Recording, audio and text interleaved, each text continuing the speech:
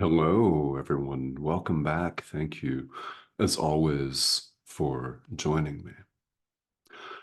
Over the course of the next few minutes, we're going to take a look at a couple of recurring themes here.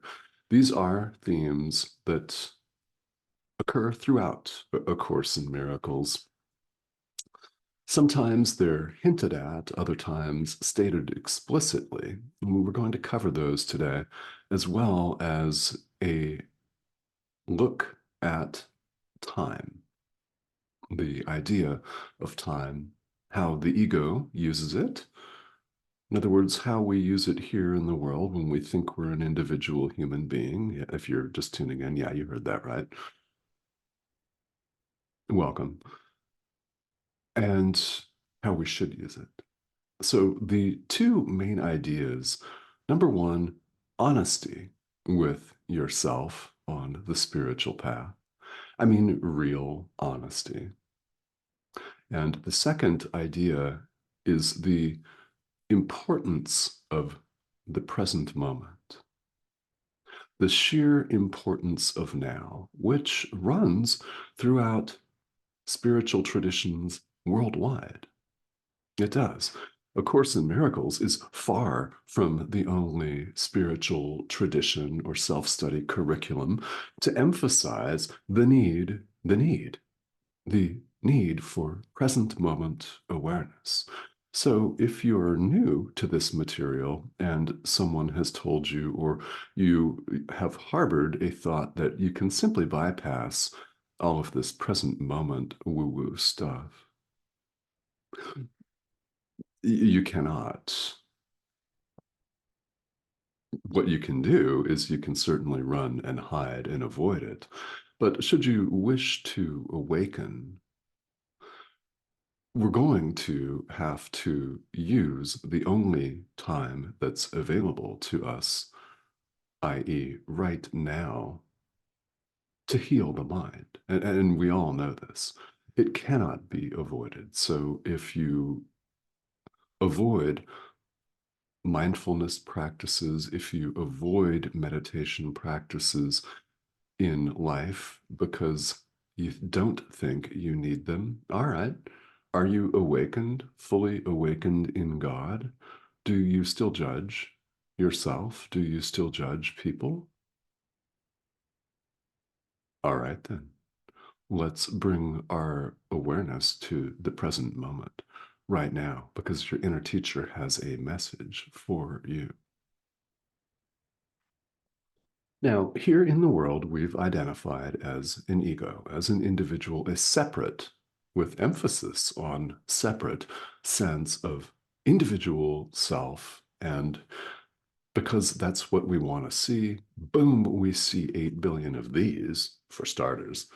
And the 8 billion of these have divided and subdivided themselves into many different categories, races, ethnic groups, national origins, political groups and affiliations, trade organizations, careers, genders, social strata, all of that stuff.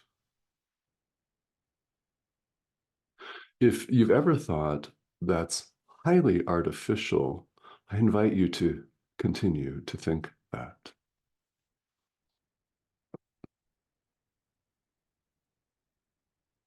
Please, by all means, yes. We've made it all up. And we've confused, quite frankly, heaven and hell, to use those terms.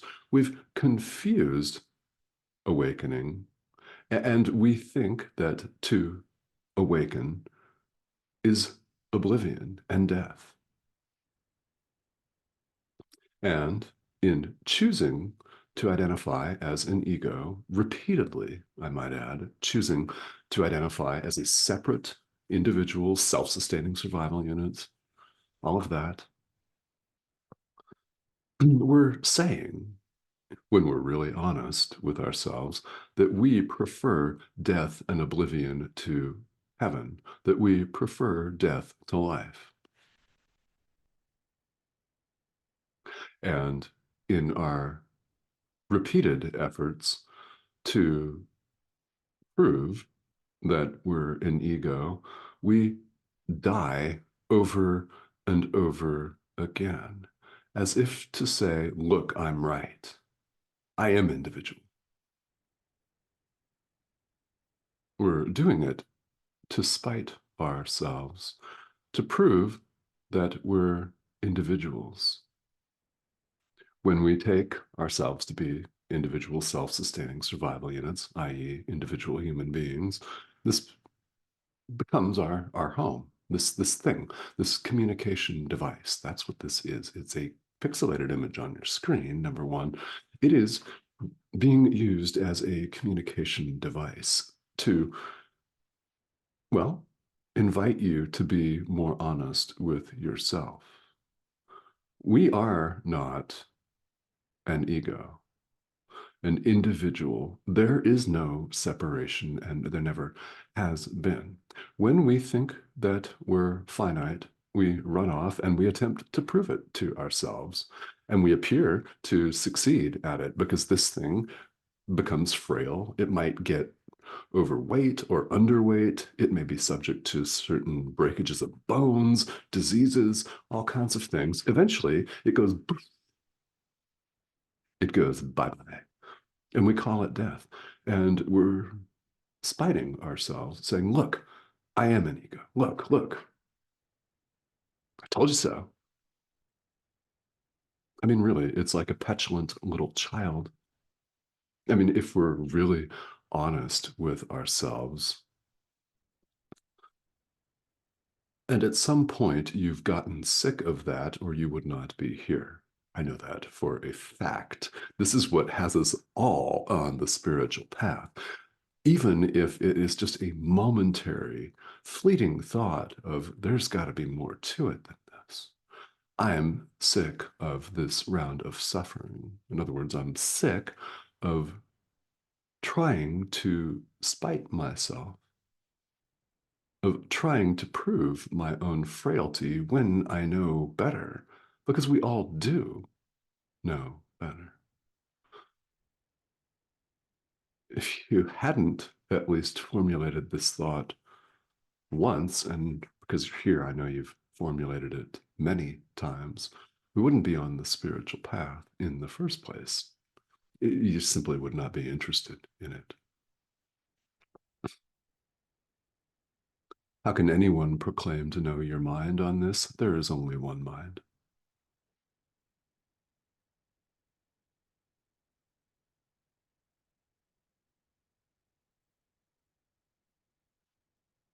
So, honesty with ourselves is important.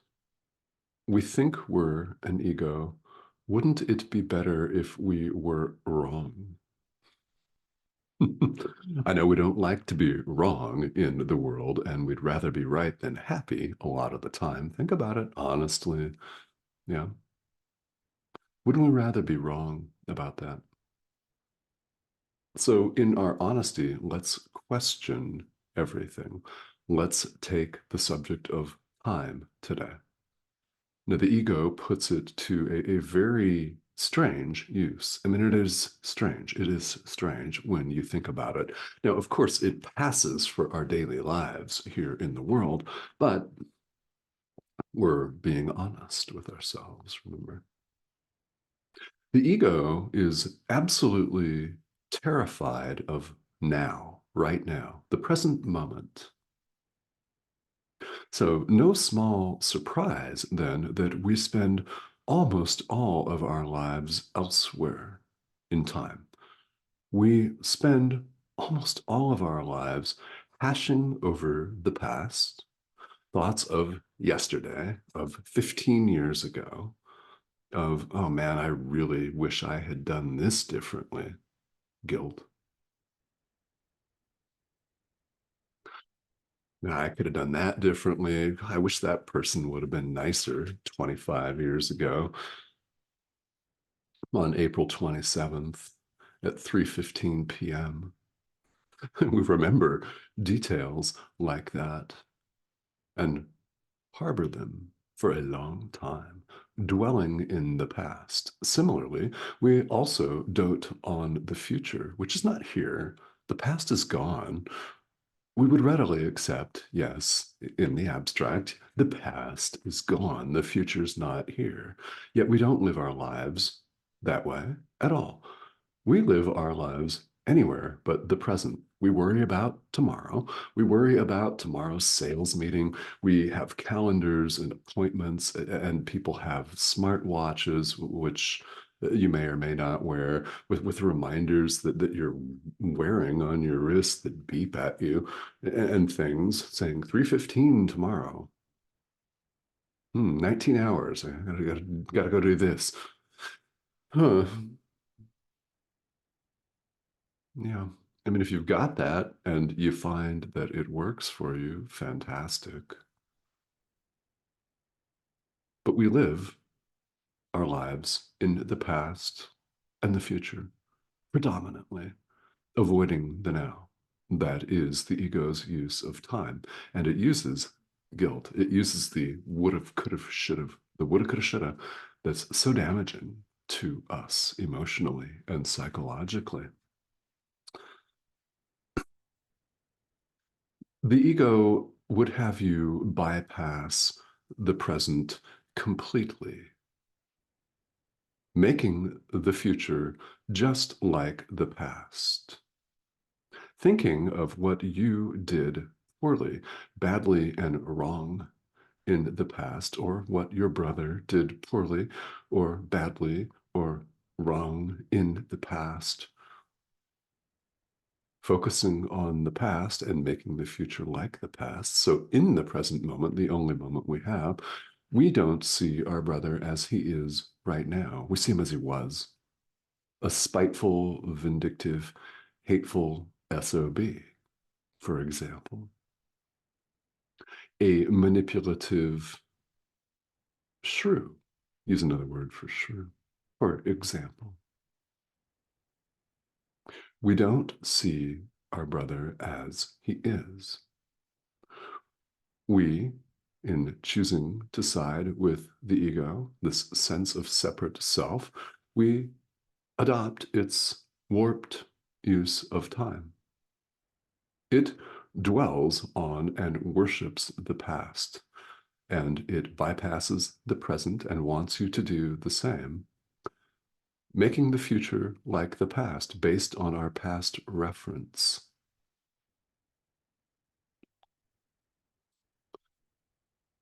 In the present moment, you could choose to set the ego aside. It knows this, it fears this. No small wonder, then, that we live our lives in a completely distracted fashion. What if we chose not to? What if you chose to bring your awareness to the present moment, to what is now? No matter what you may think or may have thought about the various mindfulness and meditation practices that exist in spiritual traditions throughout the world, I hope that you're beginning to see today some real importance, the critical importance of the present moment and bringing your awareness to the present moment, so that we may see our brother as he is now, so that you may see yourself as you are now, not yesterday, not spiteful, not whatever you may have done or whatever you are planning to do tomorrow, but now. This course is about righting our perception, turning it right side up. It is upside down. We willfully neglect the only time that is available to us, the present, right now. We do this to our own detriment. Because in attempting to make the future exactly like the past, based on our past experience, based on our past reference, we suffer. The guilt that we heap on others because we feel it ourselves gets perpetuated. But it doesn't have to, because we could choose to come to the present moment and set the ego aside. We could choose true forgiveness of the Son of God in the present moment, right now. It is obvious to us, and we would readily admit that the past is gone. The future's not here. Yet we do not live our lives accordingly. So today is an invitation to live your life accordingly.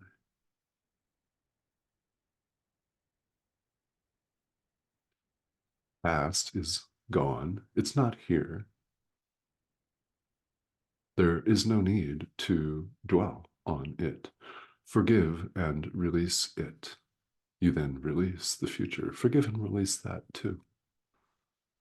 There is only the present moment.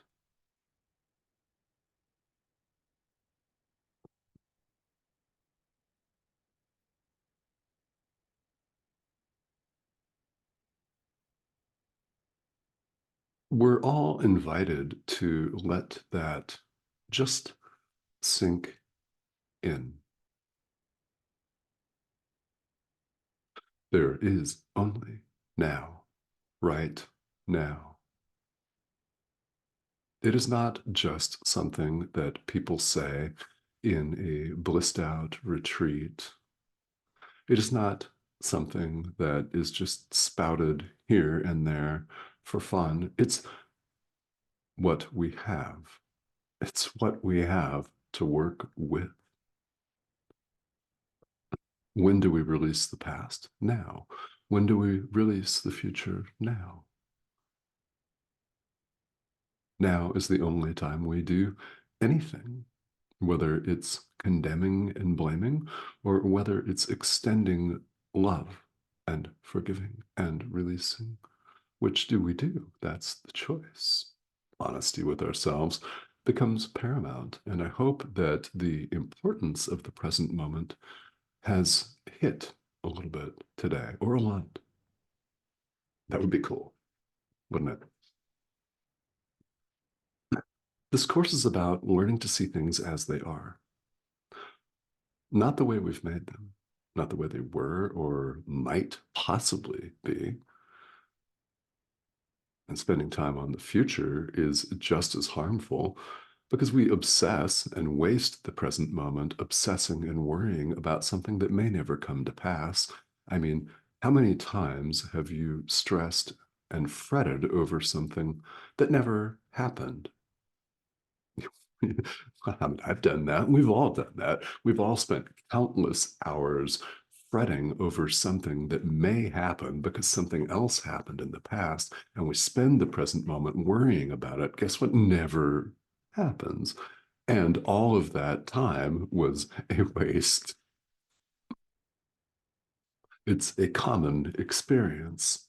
So I hope that this will at least give you some reason, some pause, some reason to think. And that's why this video series exists, so that the ideas in A Course in Miracles can be brought to you in a different form, in a video form, in a form of this pixelated image on your screen who's got a microphone that sits right here off camera, and you can listen to it wherever you are, right? At whatever time it happens to be where you are. They're designed, these videos, to be a supplement to the material in A Course in Miracles. By no means are they ever intended to be a substitute for them.